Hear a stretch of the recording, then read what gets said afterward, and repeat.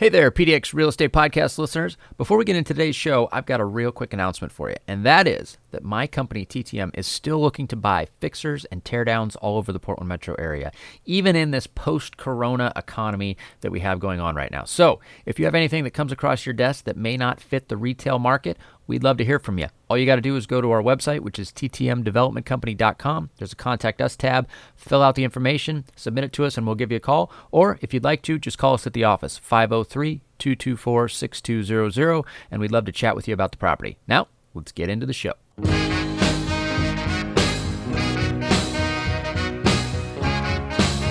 This is the Portland Real Estate Podcast, your number one place for anything you need to know about the Portland real estate market, along with in-depth interviews from our local real estate industry experts.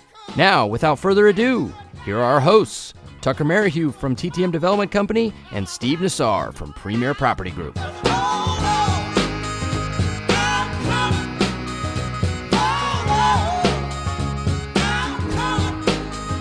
Welcome, everybody. It is the Portland Real Estate Podcast. It's Friday. It's 11:13. We're a little late, but you know what day it is. You know what time it is. And we're back this week for Season 4 of the Portland Real Estate Podcast, as we named it last week. But before we get too far into what this week has for everybody, welcome my co-host to the show, Mr. Steve, Mr. Joe. What's going on? Hey, good to be back on. Happy rainy Friday. Yes. You're at your cabin, Joe. What do you got planned for the weekend there? Nothing. I'm coming right back. Oh, yeah? Just one night? My dog had to go to the vet, so I picked her up, took her to the vet, brought her back, and I'll be heading back. Your vet is at the mountain? No, my vet's in West Lynn. Oh, so you went to the... But there's a surprise birthday party for somebody, so I'm going to be back Saturday for that. It's going to be fun. So just a one night. That's the great thing about having a second home so close. 38 miles. Yeah. How often do you play? How often do you use that pool table? You know, one of the big losers in COVID is pool. I haven't shot pool in at least 8 months. How's your game, Joe? It's been about 8 months since I shot pool on that. It's a big decoration.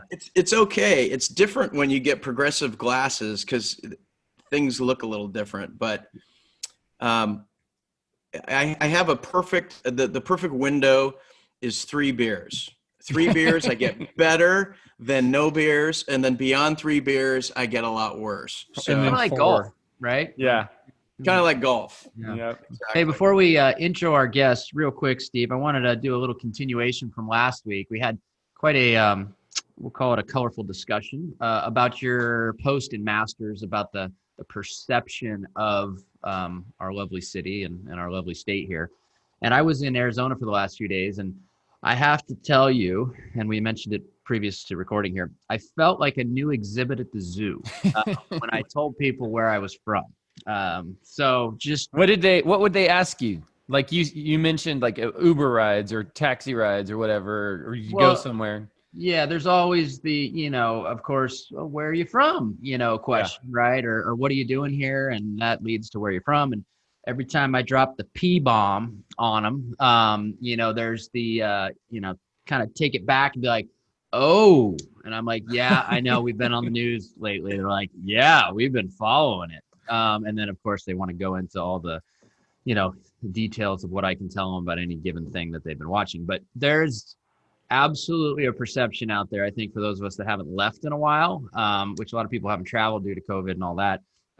We may try and say it's not a big thing, but it's a big thing. The world, we're definitely under the world's microscope, just at least to some extent right now. So Interesting. Yeah. Did they ask you if it was a one-way ride? Did they ask you if you were looking for a realtor in Arizona? I was wondering if you were looking for housing over there. I'll tell you, Paradise Valley is awfully nice. It's calling my name, that's for sure. But there is a saying, and they said that they need to create a new one for Oregon. But the saying is, "Don't California my Arizona." But they may be instituting a new one for Oregonians that may be moving there as well. So. Mm-hmm. but I know a lot who have. Yeah. yes. But that aside, this week's show, not so much about that post, much more about some hotly contested elections, maybe talking a little bit of smack, maybe educating you guys a little bit. We'll see. Maybe a mix of all of those things. But I want to welcome back to the show a fine gentleman that was actually on with us, probably a year ago, Steve, maybe something like that. Seems about right. Yeah. Yeah. So, Mr. Ezra Hammer from the HBA, what is going on? Hey, gentlemen. Nice to see you this morning. Thanks for having me back. Always nice to reconnect, and really cool that you guys are going live now these days. That's a nice addition. Yeah. Yeah. Thank you for coming back, Ezra. We're excited to hear what you have to share with us. It's I hear there's some stuff happening in politics these days. So yeah, it's funny. We got this election going on, and all of a sudden, just the energy starts creeping. It's you talked Tucker a little bit about your experience going to AZ and what's happening right now. The conversations in DC are percolating all the way back here to Oregon, and so the amount of energy that we're seeing and the amount of votes that we expect to see cast in the November election will probably be shattering any recent records. We saw really, really high voter turnout in the primary. We saw extremely high voter turnout in the special election that the city of Portland held in September. Very rare for special elections, but they were close to 40%. And so I think, politics and elections are on the tip of everybody's tongue these days, and we have a bunch of them around the region. Mm-hmm. Mm-hmm. And we're going to dive into it. We're going to talk about some of them, aren't we? Absolutely. Uh-oh. Good for you. The one that comes first to mind for me is really. Oh, sorry. No, you're good. You're back with us. I'm seeing Stevie back. He's back. So yeah, the first is back. Okay. Yeah. So the first one that comes to mind for me is the Metro Council. It probably rates fairly low for the average voter, but it's extremely important if you're involved in real estate, land development, or home construction. The Metro Council is a regional government that we have here in the Portland metropolitan region. It's unique in the fact that all of the electeds are directly elected rather than appointed. And it is responsible for making the final decisions on urban growth boundary expansions. And as both of you know, we have a big urban growth boundary here in the Portland metropolitan region. It's tweaked every so often to allow for new land, new farmland to be brought in and developed for homes and for commercial development and everything else. And the Metro Council is responsible for making that decision. We have a pretty pivotal election coming up in November. There are 2 seats that are open. This is the first time in a while that we're seeing a really hotly contested race for the Metro Council. And we expect it to be really impactful. The first race is between Mary Nolan and Chris Smith. It's for the seat currently held by Sam Chase. Sam Chase is a former affordable housing developer, so somebody that really knows housing inside and out, and we've been blessed to have him on the Metro Council being such a strong voice for housing there. He's stepping off, and the race between Mary and Chris provides stark contrast for voters. Chris is a longtime activist in the city of Portland and is extremely skeptical of any growth. He is a believer in kind of a small footprint approach and believes that any new housing that gets built really needs to be built in downtown Portland and nowhere else. And so Mary, on the other hand, former legislator, somebody who understands budgets, who understands kind of Oregon's unique land use process, is really well positioned to help shape conversations on the council and make sure that we continue to see growth as appropriate to ensure that we get the housing that Oregonians so desperately need. So my organization, and I know a number of others, are strongly backing Mary. She's a fantastic candidate, and I highly recommend to all the viewers here to check her out. Consider making a donation to her page, and if you live in her district, make sure you're checking the box for Mary in November. Who is her district? Because I'm confused.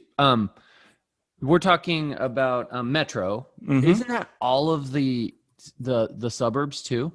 Yeah, it is. So the metro jurisdictional boundary encompasses all of the cities in the Portland metropolitan region. I'm just pulling up the map right now, but it's divvied up into the council is divvied up into a number of districts, and Sam Chase's district is one that I'm just pulling it up right here. Bear with me, gentlemen.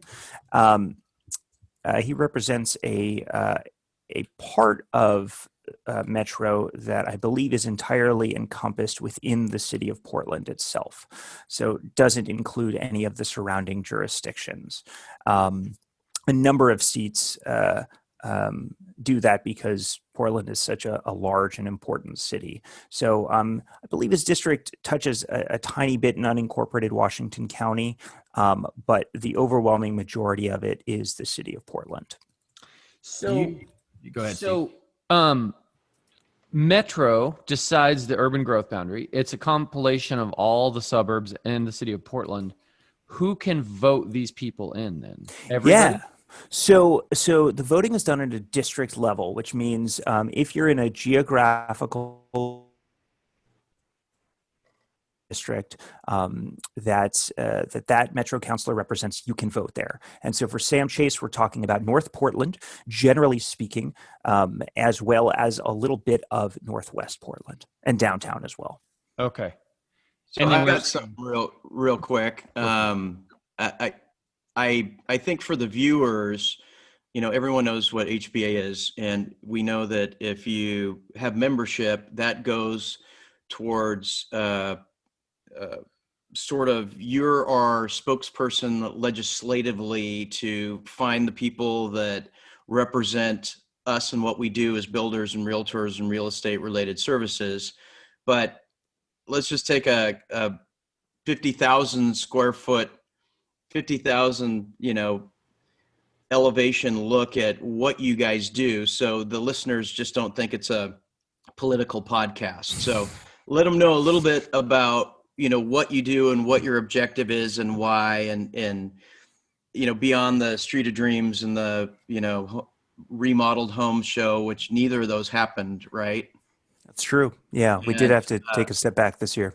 Is the fall, spring and garden, and is that happening this year? Yeah, so the thanks for asking, Joe. So for those of you who are familiar with my organization, we kind of do a number of things. We host a number of large scale events, including the Street of Dreams. I know Tucker has built there in the past. We host the Home and Garden Show, which Joe just mentioned, both in the fall and in the spring. For our fall Home and Garden Show, we're actually pivoting to dispersed sites. So we're going to have virtual components and we're going to have smaller in-person components rather than just one central location at the Expo Center. Because obviously with the COVID regulations in place, there's a whole host of concerns about getting a lot of people together in one place. So you can actually go to our website right now, hbapdx.org, and you'll see some information on a program that we're rolling out next month called Housing Month. Housing Month is kind of an umbrella idea that's going to encapsulate a whole bunch of events, speaker series, in-person programming related to housing generally, as well as with a special focus on housing affordability. Habitat for Humanity is doing some great programming as part of Housing Month. And one of the components of that will be the Fall Home and Garden Show. So great opportunity for consumers to continue to reconnect with distributors and suppliers of kind of cool new stuff in the world of housing. But it will look a little bit different this year as I anticipate everything looking moving forward as we all kind of collectively grapple with the COVID-19 pandemic. Mm-hmm. Hey, real quick, Ezra. So, sorry, Joe, do you want to finish that thought? I just, so what does the HBA do and what's kind of your mission? And I know everyone know, I mean, you guys remodeled the lower level. We threw a party there. It was terrific, but everyone knows where it is. I don't know that everyone knows exactly what your mission is and maybe how it relates to kind of a heavy political podcast. So if you just in general say what you service and what your objective is, I think that would help frame up the whole rest of the podcast. Yeah, absolutely. Thanks for that, Joe. So we're a member organization. So HBA has over 800 members. We're made up primarily of developers, builders, remodelers, suppliers, architects, legal, engineering, folks in real estate, and folks in planning, basically, as well as suppliers and a whole host of other people. If you work in the world of residential development, construction, or remodeling, and you work in the Portland metropolitan area, you're likely a member of ours, or you should be a member of ours. And we'd love to have you if you're not.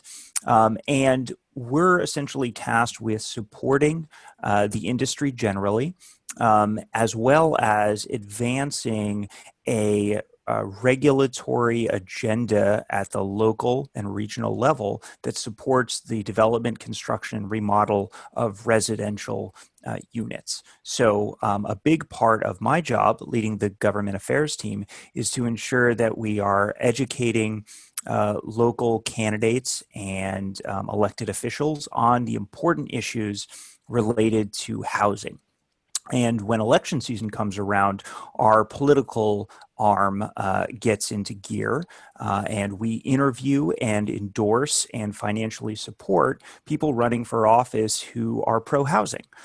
Being pro-housing kind of comes in a whole host of forms, but generally I'd say you need to be cognizant of the really important role that government plays in deciding what housing can get built and where. You need to appreciate the fact that housing is market driven, and that if we don't increase overall supply, we're going to continue to grapple with around housing affordability. And you need to be open to accepting different types of housing in different places. We don't take a one-size-fits-all approach, and we believe that there needs to be different housing types available for Oregonians, not only at all rungs of the economic ladder, but for all phases of their lives. And so whether that's a townhome or a small cottage, single-family home, an apartment building, or even a shelter structure for people who are grappling with homelessness. We believe that housing needs to be available, and we need a whole heck of a lot more of it to make sure that the region's housing market can stabilize in a way that doesn't burden people unnecessarily. I have a follow-up question on that, Ezra. We had a gal, her name was Mel George. She was pretty politically connected with PMAR. Do you guys align perfectly with the realtor associations, or are there times where you disagree, and do you work closely with them? Yeah, I can say I'm really proud of our relationship with PMAR. There's a fantastic team over there. Obviously, we're big fans of realtors in general, but Daryl and Michelle, who work on the political side of things in PMAR, are just fantastic professionals, really understand the industry well inside and out. I'd say that we align probably 99% of the time with PMAR, so pretty close alignment. If you're members of either of ours, you'll have noticed you've gotten invitations to a whole host of candidate meet and greets that we're co-sponsoring with candidates that we've jointly endorsed. And so far, we've done, I believe, 8 of them and are going to do a couple of more. So really broad-based alignment on most things. Sometimes we have small disagreements. Again, it's my job to focus on new home construction and remodeling and development. And obviously, PMAR is more focused on the sale of homes. So not perfect alignment, but pretty darn near close. Yeah, because both very housing centric, of course. Absolutely. Yeah. Okay. And so if you were to, and by the way, I love how you're going to walk us through some candidates and why, who's the option. But I also think we need to follow that up with posting something maybe in Masters that can be there referenced and maybe even printed out and available. Yeah, that'd be great. Maybe in the comments we can put, or a secondary post follow up to this with who the candidates are, what races they're running in, kind of pros and cons. And then obviously just to kind of back frame what we already talked about a little bit, Metro is such an important, we'll call it entity, because when's the next vote for the pushing of the urban growth boundary? Is it 2022? So it's actually unique. It's going to be 2021. Metro recently put in place a new system that allows the council to look at urban growth boundaries every 6 years automatically. And our last one is 2018. So it'd be 2018 and then 2024. And then periodically every 3 years at their discretion, which means it's not going to be automatic, but it does allow for local cities to submit applications and to pursue expansions. And so right now we know that the city of Tigard is working diligently, thanks in part to a great public-private partnership with a developer out there, as well as with the support of a Metro grant, to do some early concept planning in River Terrace. So where's River Terrace? So it would be right next to King City. Like the end of Beef Bend Road, maybe? Mm-hmm. Yeah. Okay. I actually know some people that are sitting on some land out there that are expecting something soon. So yeah, interesting. Yeah. And so with all the work that King City is doing their comprehensive planning, it makes perfect sense for Tigard to do that work at the same time. You want to synergize planning work around things like transportation network, stormwater management. All of those important pieces really are better dealt with at the regional level than the individual jurisdictional level, especially when there's topographical features that need to be taken into account. And so we know that Tigard is moving forward with what will likely be an application. We've heard some rumblings of other cities. Sherwood has had some preliminary conversations about revisiting an expansion. If you remember, they actually submitted and then pulled back their application in 2018. And so there's been some talk of them resubmitting there. And then the city of Tualatin recently initiated with a letter to the cities of Lake Oswego and West Lynn the possibility of having some preliminary conversations around Borland and Stafford. Always a very contentious issue, but kind of the initial kickoff to what may one day be an application. And so in answer to your question, Tucker, in 2021, the Metro Council will have the opportunity for the first time to consider a mid-cycle expansion. And that's why it's so important that we elect people like Mary Nolan, who aren't ideologues, but who are willing to look at every application on its own merits and make a determination that's in the best interest of the region.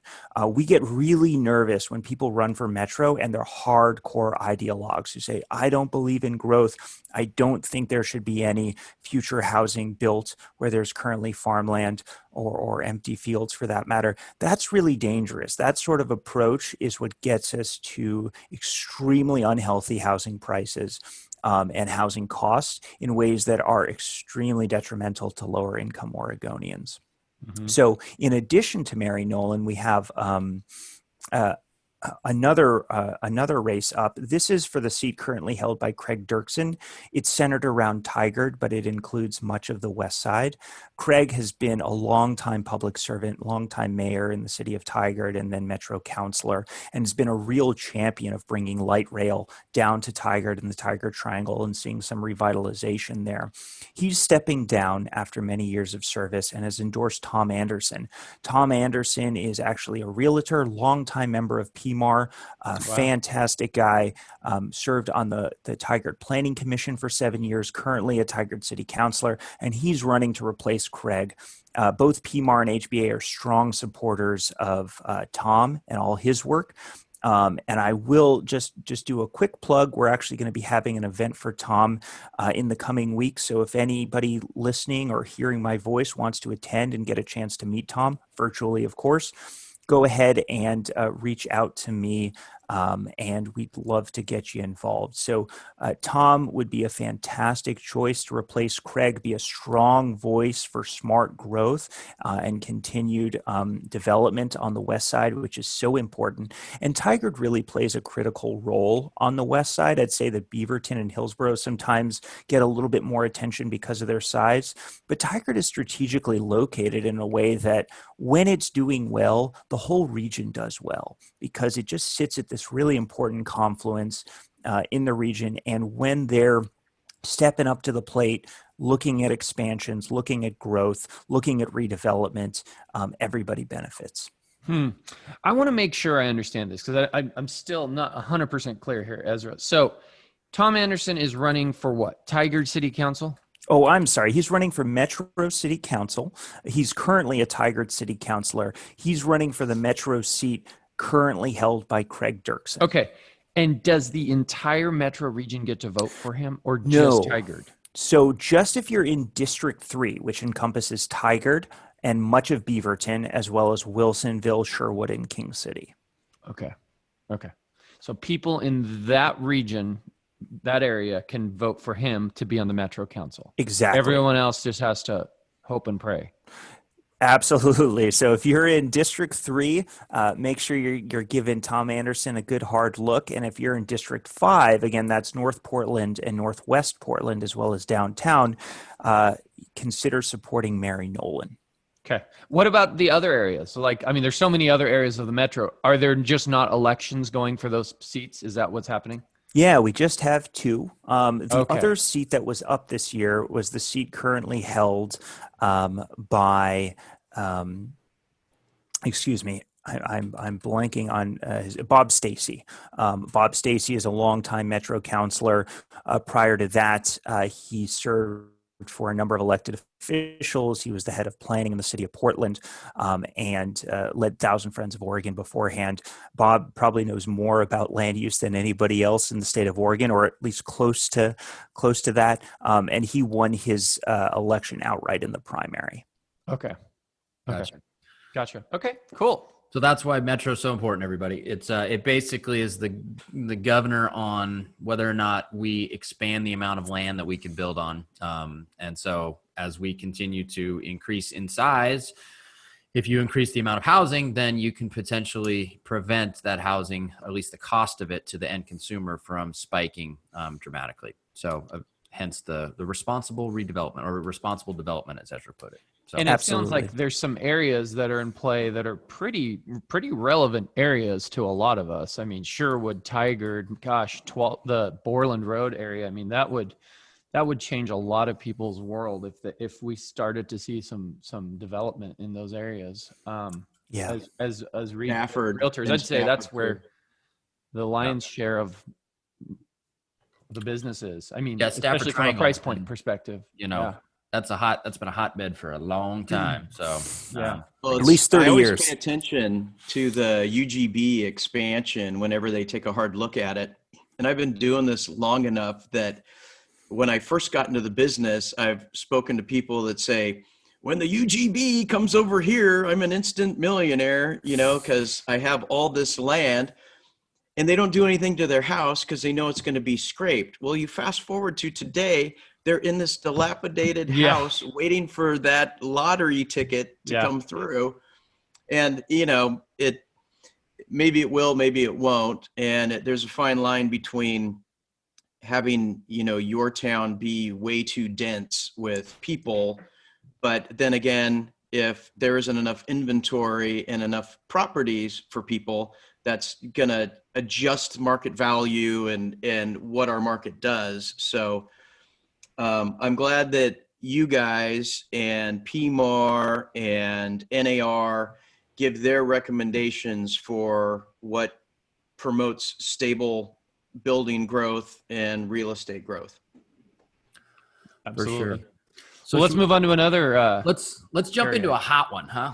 Let's do it. Get the hot one here. Let's go City of Portland, shall we? Because we've got a real, and this was one that actually in many of my Uber rides, those that were a little more well-read were like, what is going to go on there with the election? So maybe give us some background on what we've got coming up in terms of that, Ezra. Yeah, absolutely. And I totally agree with you, Tucker. City of Portland is probably this, at least in my boat, one of the most important jurisdictions in our region, not just in our state. So what happens and how the tone is set at the highest level is absolutely critical. We started off this year in the city of Portland with a very, very difficult city council. We saw the passing of Nick Fish, longtime city commissioner, somebody who was able to build bridges and build coalitions in ways that are so important given the city's commission form of government. For those of you who aren't familiar, Portland is the last major city in America to essentially have multiple executives.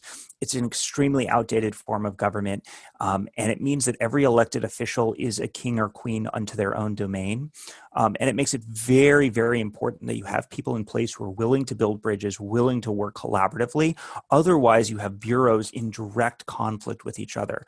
And if you're a builder and you've ever had to go get an exemption or an adjustment from one bureau because of another bureau's requirements, and that might have cost you hundreds or thousands of dollars, that exists because the city of Portland has a commission form of government where there isn't just one executive, but instead you have up to 5.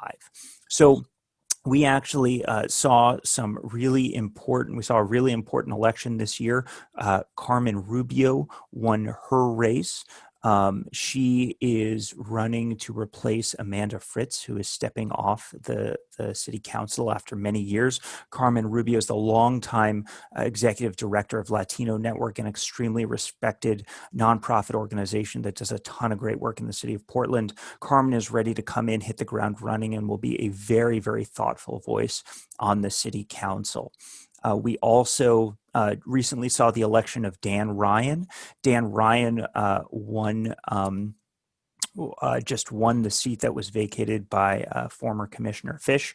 Dan is somebody who is extremely well-versed in collaboration, working across the aisle with diverse groups of stakeholders. His background is a school board rep, as well as a longtime executive director of All Hands Raised, a nonprofit that works with low-income children in the Portland public school system. So Dan is another very thoughtful person who has recently been elected to the city council. So you guys supported Dan Ryan? We actually did not. So a bit of egg on my face there, but Dan is somebody that we're a big fan of. Our vote on the endorsements were 51-49. But Dan is somebody who is just a great addition and is seen as somebody that can provide a real steady hand. The mayor recently gave him the Bureau of Development Services. In my book, probably the most important bureau in the city of Portland. Their director, Rebecca Esau, is really excited about the opportunity to work with Dan. And Dan is really excited about the opportunity to work on some reform in that bureau and help them streamline their processes to become more effective. So with those two folks coming on board, we're setting ourselves up for really pivotal elections for 2 additional races. The first, incumbent city councilor or city commissioner Chloe Udaly is facing a really fierce challenger in Mingus Maps. Chloe has a history of being fairly abrasive. She not only behind the scenes, but publicly is extremely difficult to work with, not only with her colleagues, but the way that she treats the public generally. And sparked a lot of controversy last year when she proposed to do away with the current neighborhood association system and in an attempt to kind of undercut their power in the city of Portland. Mingus Maps is a former staffer who worked in the bureau that oversaw the neighborhood associations. He's a former professor, extremely thoughtful individual, really, really well-versed on the Byzantine system that the city of Portland has, and would provide a real breath of fresh air to the city council. So I remember Chloe's the one. I mean, she's the champion of. She hates landlords. How about that? Let's put it that way. That she should was be her the tagline. one. Yeah, that'd be a good tagline. Yeah. She wants to line them up and shoot them all. The best candidate is anyone running against her, I think. Yeah. I mean, she came in with hammer swinging. If I'm not mistaken, she was a rent. I mean, she was very vocal that I'm not an owner of a house. Mm-hmm. I'm a renter, and I'm gonna really champion laws for you. And we've seen it. We've seen it. Yeah. Become very Didn't difficult to be a landlord in Portland. Wasn't she an internet, she got cast, her vote was cast because she was on the internet all the time. Isn't that how she got into politics? You know what? I'm not familiar with that. She came in as a protest vote against Steve Novak, a former commissioner who had a lot of controversy around him and his proposal for street fees. If folks remember that from a couple of years ago. So Chloe came in as kind of the anybody but Novak candidate. She was a big unknown. And I think, unfortunately, has proven to be really not the right fit for the city council. Again, given the commission form of government, collaboration and willingness to work on difficult issues in a manner that brings in diverse stakeholders is really important if you're a city commissioner, probably more important in Portland than any other city in the region, again, because of the form of government. And Commissioner Udaley just has not been willing to do that. I can tell you from my experience, she just refuses to meet with me. Not because she doesn't like my face, but just because of who I represent. How could you not like your face, Ezra? Right? I got corrected, by the way. I could be wrong. Jasmine Reese said Udaley owns her home, so maybe she does own a house. Maybe she's bought it since then. Yeah, I don't know. I thought I remembered that being the case, but keep going, Ezra. No, but she just from day one has refused to meet with me because I represent home builders, which to me is just astounding. If you look at our political engagement across the region, you'll see that we endorse Democrats and Republicans. We give money to both. We are not politically ideological. We just want to have conversations with people about supporting housing options in a myriad of forms, like I talked about before. And we have great relationships with the other commissioners on the city council. Commissioner Hardesty has been a real ally on many issues we've worked on. The mayor has been fantastic. Surprising. We are willing to work with and learn from anybody. And unfortunately, Commissioner Udaley is not interested in that. And so my organization, as well as a number of others, are extremely enthusiastic about Mingus Maps. He is raising a boatload of money. He is connecting with folks. If you take a look at his donations, you'll see a ton of small dollar donations, meaning that people are getting excited about his candidacy when they hear from him and when they talk for him. So I would highly encourage your members who live in the city of Portland, check out Mingus. If you live anywhere in the city, you get to vote for him. I think if you what if you live in Multnomah County but not Portland? So it's just the Portland, just the Portland. Mm-hmm. Okay. Yeah. I think Mel George worked with him, if I remember correctly. When we did her show, she was a big supporter of him. And so is that PMAR's candidate then also, I believe? Absolutely. Yeah. They're big supporters of Mingus as well. Yeah. Cool. Well, that one's easy. Speaking of, is Joanne Hardesty up for no. Commissioner Hardesty is up for another 2 years. Okay, and she's pro housing, huh? She has been a real champion of working with housing. I know for some folks on other issues, they may not see eye to eye with her. On the issue of housing, she's been a real champion. She was the first one to go into one of the more difficult neighborhood associations and tell them that she was going to support diverse housing types, that she was going to support accessory dwelling units and duplexes, and that she was open to looking at the way that we charge developers fees. So she's been a really great voice on this. And I can tell you, having spoken with my counterparts who worked with her previously in the legislature, she had the same reputation there, where she's extremely dedicated on some issues. And on those, she's definitely a force to be reckoned with. But on the issue of housing, she is somebody who likes to participate, collaborate, and is extremely open to looking at unique ideas to advance housing. Cool. Okay. Interesting. Yeah. All right. Should we go to the big one? Let's go to the big one. Let's go to the granddaddy of them all. Granddaddy of them all. Yeah. Ted Wheeler up for election. And Ted, I think probably folks saw the piece, I think it was in Willamette Week a little over a week ago, talked about the fact that he is looking at some pretty rough poll numbers.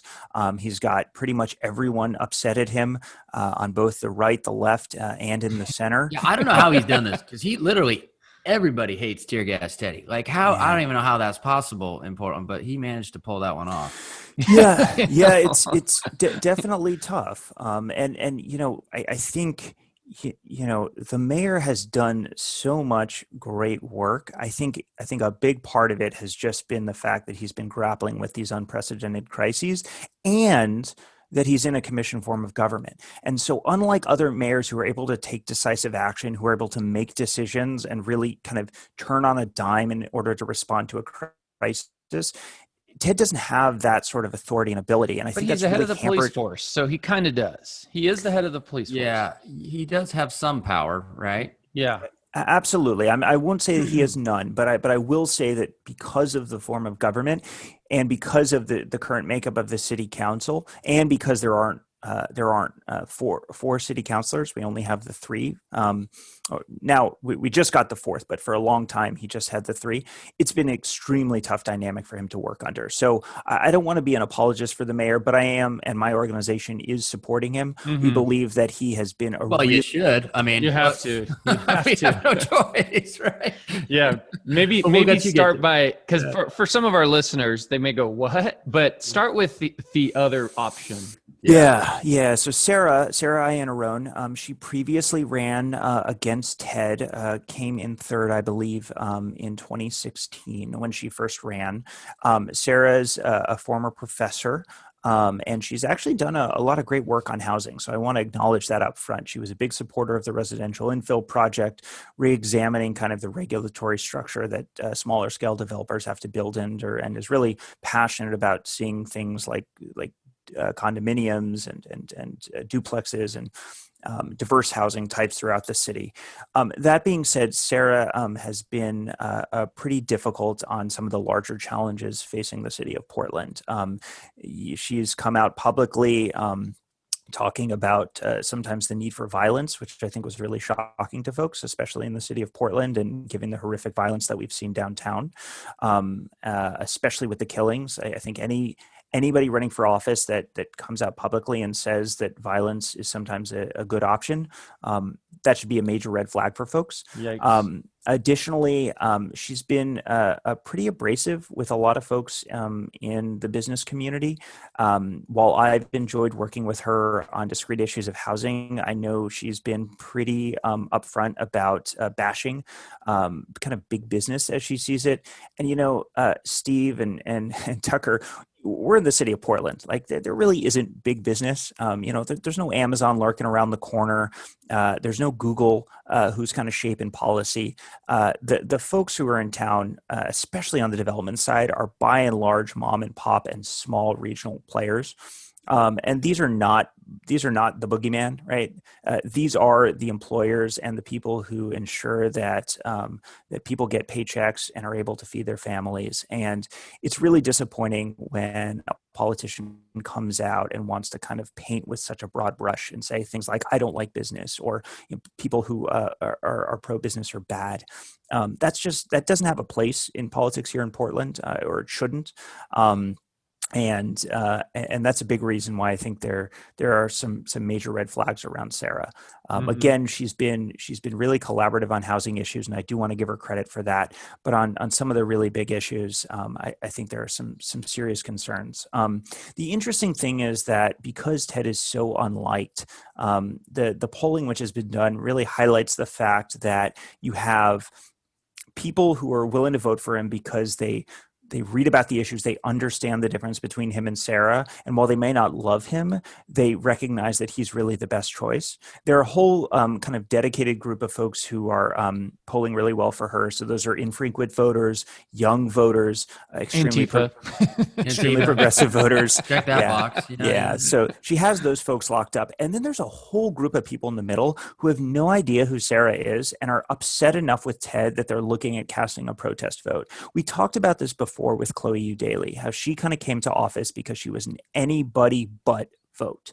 And when those sorts of situations occur, it's extremely dangerous because people are untested, they're unvetted, and oftentimes you have folks voting in a protest way without even knowing who the person is they're actually voting for. And so, our big recommendation is for folks who are upset with the mayor on whatever issue he's kind of upset you on, go out there and learn about Sarah. She has put a lot of lot of content on her website, and I'll give her full credit for that. She's extremely transparent about who she is and what she believes in. Go read that.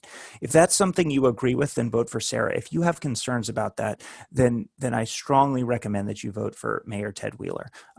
Again, he may not win a popularity contest in the city of Portland, but we need to be very careful about changing on a dime, especially given the turbulent times. The city is facing unprecedented shortfalls in budgets. We're dealing with a brand new city council. We are kicking off conversations on charter review commission. And I've mentioned the Portland charter like 50 times already, but the city is actually going to look at reforming its charter to give it a more rational form of government. And we're still dealing with the COVID-19 pandemic. And I would say to you that staying the course with a steady hand during this time and with these challenges is absolutely imperative. So go out there, get educated, but at the end of the day, Ted Wheeler is the right person to ensure that Portland is able to stabilize and then regain. Because we need to get back to where we were 12 months ago and start rebuilding the Portland brand in a meaningful way. Mm-hmm. Absolutely. I wish Eric Post would have been our third choice for mayor for the city of Portland. Yeah. Maybe someday, Eric. Maybe he'll fill that slot because we're gonna need somebody to back clean up after whoever wins this round. That's for sure. Mm-hmm. But I do agree with you. Sarah scares the living hell out of me on many levels. But Ted has not really done much to lead well either. So you're right. You're left with like maybe a protest vote, like a good amount of people that may cast a protest vote that maybe just aren't involved in, some of the issues or just don't read up on her completely. What is the polling like? Yeah. Ezra, do you know what the polling is? So I've seen some internal polling. It's not public, so you always have to take it with a grain of salt when it's done by a campaign, but it's looking pretty tight. And it's looking pretty tight primarily because you have so many folks who are looking to cast that protest vote. So again, you have young voters, you have extremely progressive voters, and you have infrequent voters who are very passionate about Sarah.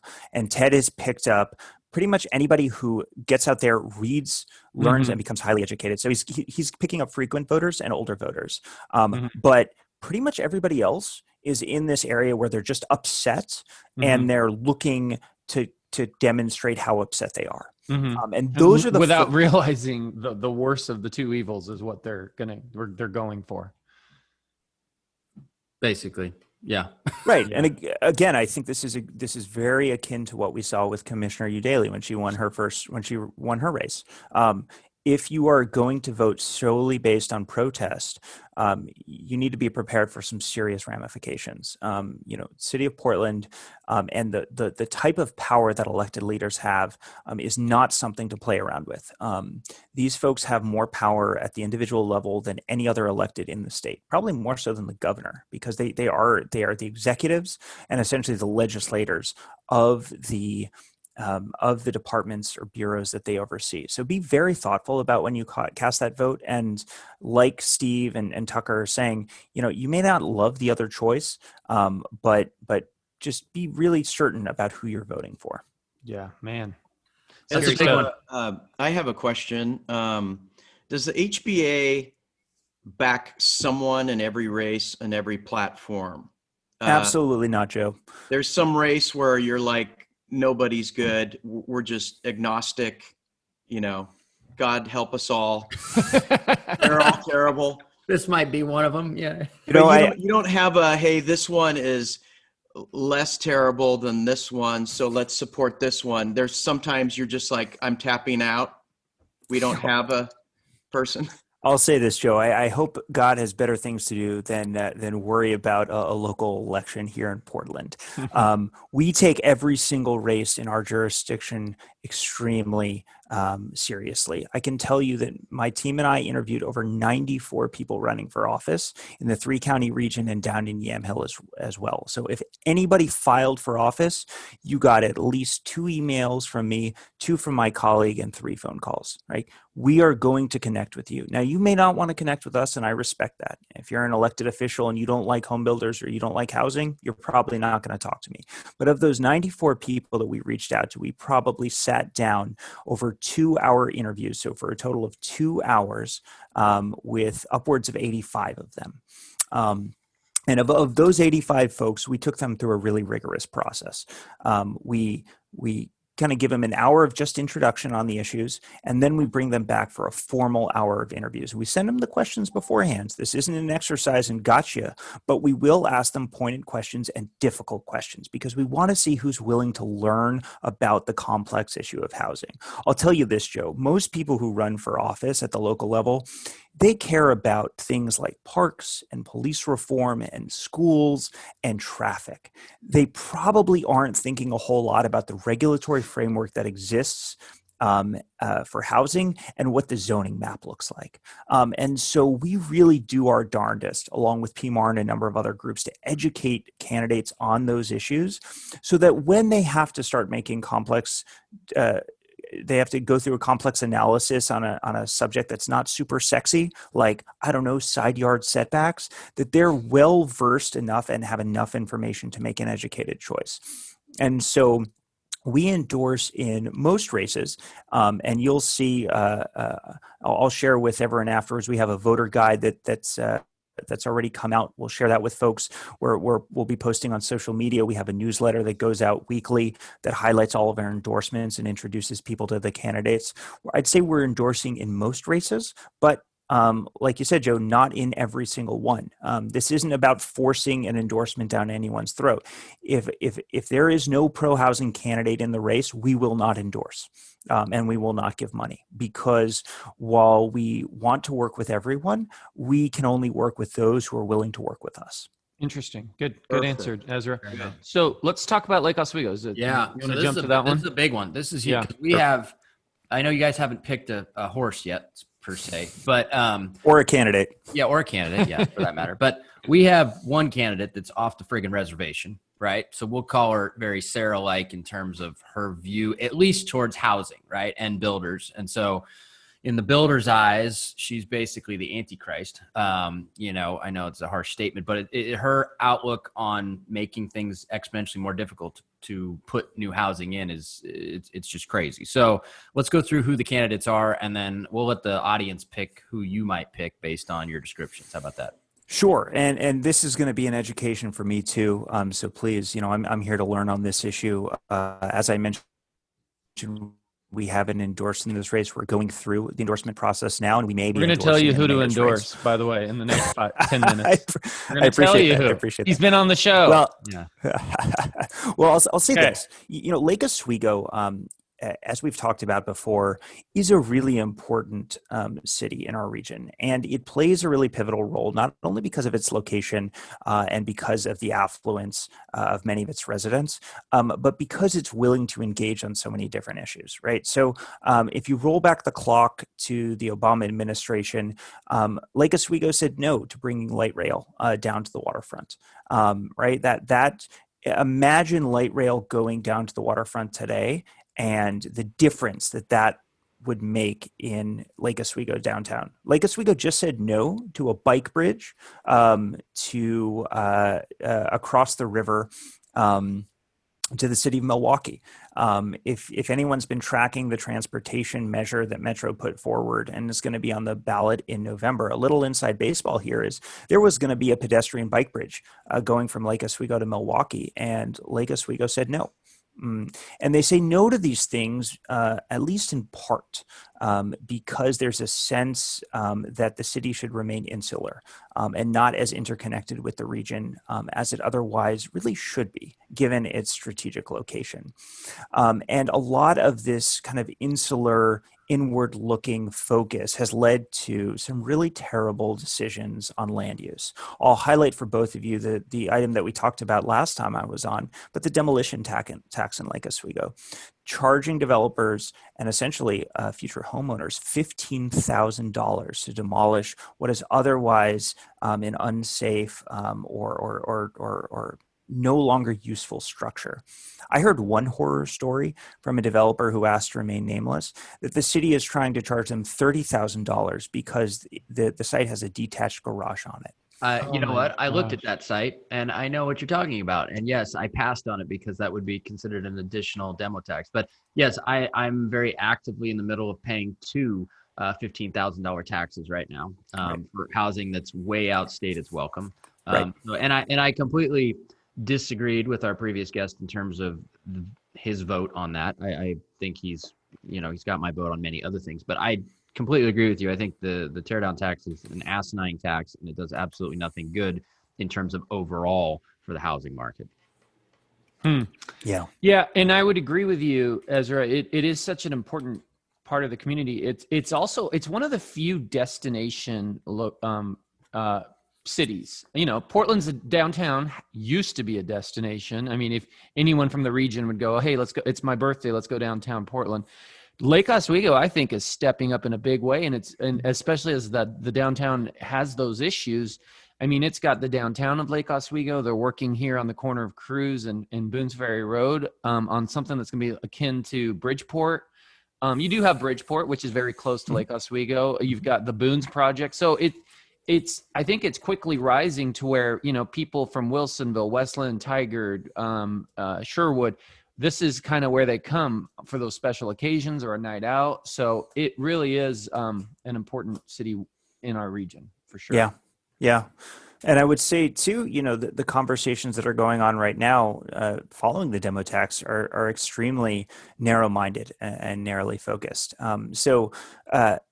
I know a number of the candidates in the race like to talk about the tree canopy and trees, and they've framed the conversation in terms of this being about climate change. Now Lake Oswego, let alone Oregon, but Lake Oswego is essentially responsible for 0% of the pollution that's emitted that is leading to climate change. Right? Lake Oswego is not China. Lake Oswego is not even Oregon. It's not Portland, and it's definitely not the USA. And so to pretend like somehow charging more money when trees are removed is good for the climate, it's just nonsensical, and it's a non-starter.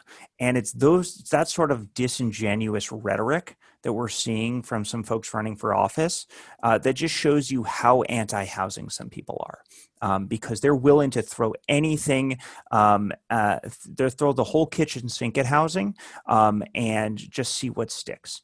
And that's really dirty in my book. I don't like that.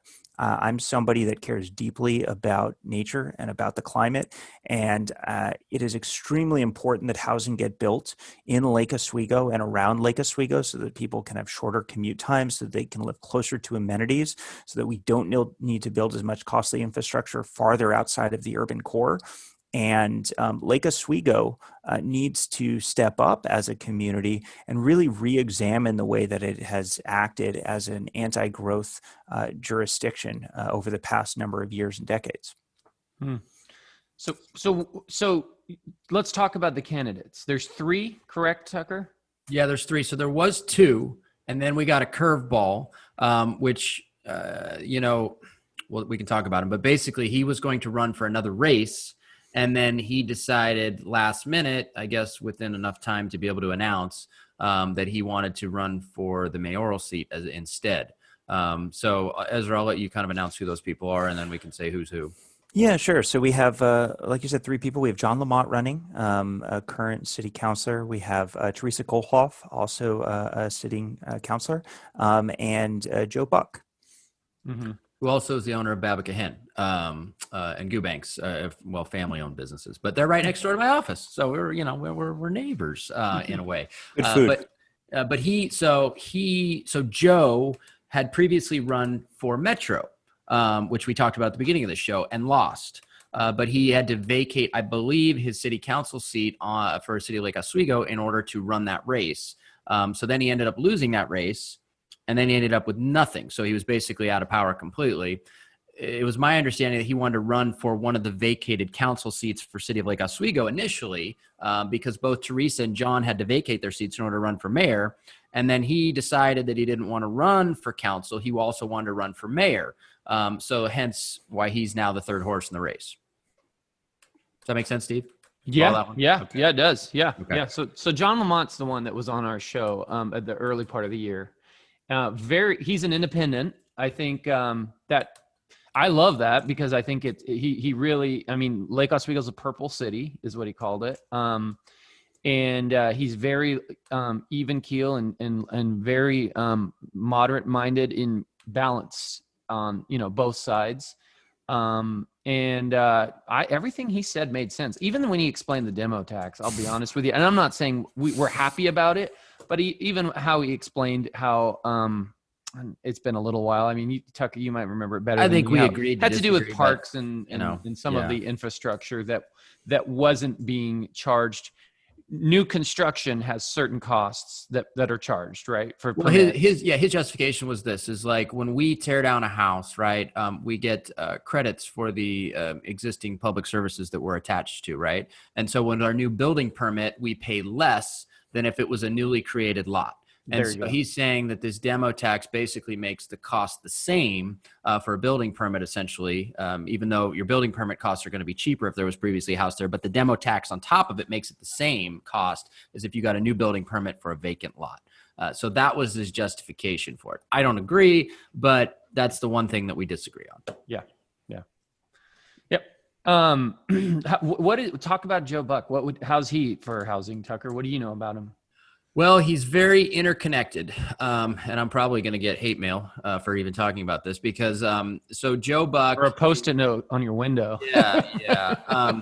So he's intertwined with his dad is one of the heads, actually the head of my neighborhood association, or one of the members on the board of my neighborhood association, and he's a longtime neighborhood association member and leader. And the way that neighborhood associations work in Lake Oswego is they control a lot.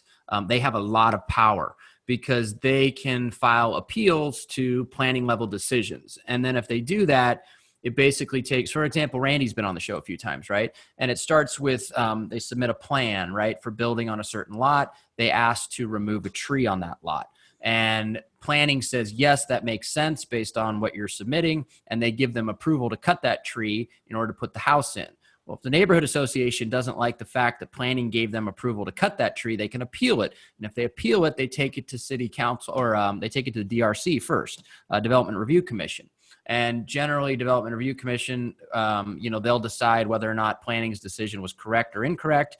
If they agree with the builder, then they could just continue on building the home, but they could also appeal it again all the way to council. So long story short here is that everybody's interconnected, right? These heads of the neighborhood association have these people that they have influence on, mainly on council for the most part, but they have a lot of influence. So if you are on a neighborhood board, you can make people's lives hell that build houses.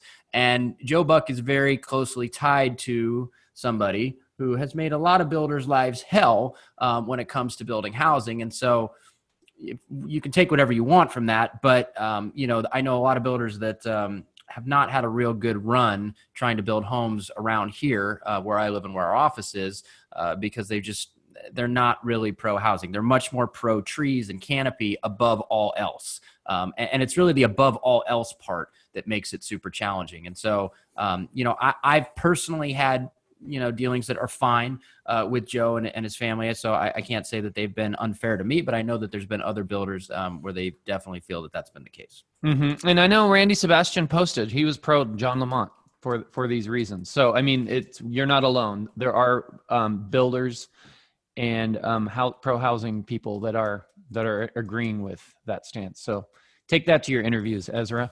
Yeah. The other thing I'll say is that I personally did not like, about a week and a half ago, Joe put out a blast email to everybody and that he had contact information for, that basically he went and looked up to see where John had received some funding for his campaign.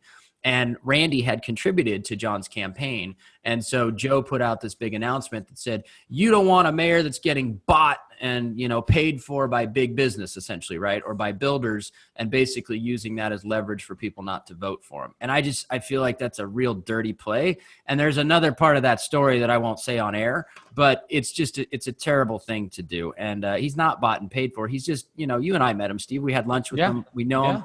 I mean, he's a very make sense guy. And that's how politics works. Yeah, it's how politics works, right? That's within the rules. I mean, there's certain limitations on how much money can be given, and I'm sure that they were within the boundaries. Yeah.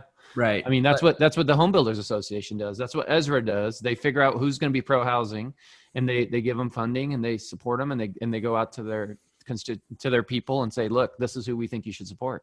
Yeah, exactly. Yeah. So those are two that are probably, in my opinion, have the best chance of winning. Teresa absolutely hates builders, and she would make us save every tree ever, which has a very negative impact on the value of real estate. That people that have owned real estate for a long time, if you have a lot of trees and you can't cut any of those trees, or it's very difficult to do so, builders aren't going to want to buy your property. And if you have kind of outdated, not so nice housing on it, it's going to abbreviate the real value of that property, which is basically people's retirement accounts at the end of the day. And so she doesn't, her hatred for building and cutting any trees kind of overshadows, I think, the bigger perspective there that you have to have. So I think she'll get some vote, but she's definitely an extremist, for sure. I don't know how much of the vote she will get, but I doubt that she'll be, in the runnings for winning, in my opinion. But I could be wrong. Mm-hmm. Mm-hmm. So she's the Democrat candidate, and then Joe's running under a Republican? But I don't know. I don't think they have to name. Is that correct, Ezra? I think they don't actually have to say what they are. I would bet that Joe is Democrat also, to some extent anyway. But I don't think, when we had lunch with John, he said that they didn't actually have to say, or they don't run under a party, right? Okay. Which is probably a good thing. It's the way it should be. But I think he did say she was getting some big bucks from the Democratic. That was a challenge for him because he's independent. Yeah. Right. Although I don't know if maybe Joe siphoned some of that support off, because I did see that he was supported by the firefighters union as of last week. So, there's that. But there's a lot of John signs around town. I'll say that. So he's got support of the people right now. But this is going to be a big race. This is a huge race for Portland Lake Oswego, because you basically have, I've had builders tell me that if Teresa wins, they're not building homes in Lake Oswego anymore. Right. So anytime that's even, part of a conversation, should be a little scary, at least to everybody, really. But, and we heard stories, Steve, I won't say who told us, but we heard stories that she wouldn't even meet with the other side in a lot of cases. Right. Which, she was contentious. Yeah. Any leader that refuses to meet with the other side, or anybody that maybe you're trying to interview, Ezra, that won't meet with you, I don't feel like they're fit to lead. Right. I mean, part of leading, in my opinion, is you have to meet with people you don't like and you don't agree with, right? That's part of being a leader. And if you can't do that, you're not enough of an adult, in my opinion, to be a leader. Mm-hmm. Well put. Ezra, you're meeting with all three? We're currently scheduling candidate interviews. So I think we're wrapping those up the next week and a half. Yeah. But I completely agree with Tucker, right? I mean, you have to be an adult in these situations. And especially on difficult issues, you need to be willing to learn, to educate yourself, and to work with a diverse group of stakeholders. Anybody that comes to politics purely as an ideologue, either on the right or the left, that's a non-starter, because these issues are complicated and they're not black and white, right? They really require a lot of nuance. We've been talking about trees. Everybody loves trees, but we also need housing, because if you don't build the housing here and you build it farther out, it has serious implications for greenhouse gas emissions, for traffic patterns, for people being able to access amenities. That really need to be examined when you start trading off a regulatory framework that puts all of the onus on the developer. Mm-hmm. Well put. Yeah. Yeah. So anyway, we've been going for a while. I think we touched some of the big races. Is there anything else, Steve, that maybe you want to touch on so we can wrap up here relatively soon? I don't. What do you have, Ezra? Is there anything else noteworthy that? I just very, very briefly, I'll say that in Beaverton, they have a big race out there for folks who are working that neck of the woods. The longtime mayor, Denny Doyle, is going up against a challenger. The city of Beaverton recently changed its form of government, so it's moved from a strong mayor system to a weak mayor system, and which means that the outcome of this race isn't as consequential as it would have been 5 months ago. That being said, we're big fans of Denny Doyle. He's been a longtime friend of the development industry and of housing generally. He has been a true champion of seeing Beaverton continue to grow and provide housing options for residents at all rungs of the economic ladder, and we're extremely proud to support him in his bid for re-election. Awesome. Cool. Well, I think we had a good show today in terms of hopefully people, I know we put our opinions out there as well, but at least, hopefully you got some education on who's running, and you can pick, of course, your own candidate. You don't need to listen to me or anybody else, but, go out, read up on everybody. I will say the Portland one is, I'm going to be watching that closely because I honestly don't know which way that one goes. I really don't, which is a little frightening, but I that's a coin flip for me in terms of election night. So, yeah. Okay. Well, Ezra, we appreciate you coming on and discussing all this with us. For those people, real quick, before you exit the Home and Garden Show, where should they go to find information on that? Because I know that's probably your guys' big event for the year since everything else pretty much got canceled, right? So. Yeah, thanks. So I'd say go to our website. It's hbapdx.org. There you'll see all of our upcoming events, including information on Housing Month, which will include a whole host of speaker series, in-person events, and live features championing and celebrating housing. We're extremely excited about that. Thank you, Tucker and Steve, for inviting me back. Thanks, Joe, for having me as well. It's been a real treat with you, being with you here today, and I hope you all have a wonderful weekend. Sounds great. Perfect. Thanks for watching, everybody, and we'll see you on the next one.